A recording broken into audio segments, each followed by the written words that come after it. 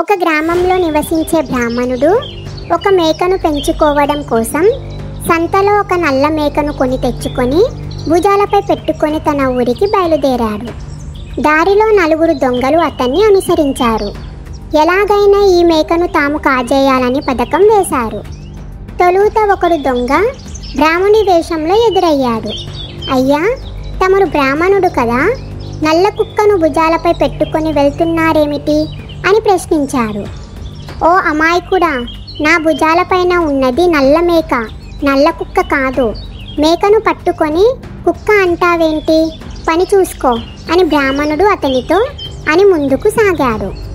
కొంత దూరం పోయాక రెండవ దొంగ ఎదురై, అయ్యా, మీ భుజాలపై నల్ల కుక్కను వేసుకొని వెళ్తున్నారేమిటి అన్నాడు. నీకు పిచ్చిగాని పట్టిందా, నల్ల మేకను పట్టుకొని నల్ల కుక్క అంటావేంటి అని తిట్టి ముందుకు సాగాడు.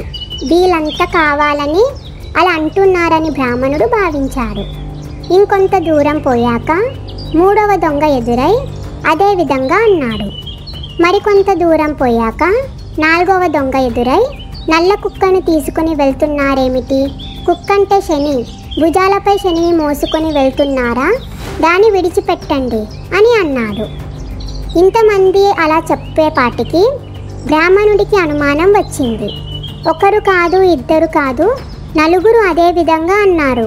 కాబట్టి వారు చెప్పేది నిజమేనని బ్రాహ్మణుడు భావించి అది నల్ల మేకే కాదు, నల్ల కుక్క అని భావించాడు. వెంటనే ఆ నల్ల మేకను వదిలేశాడు.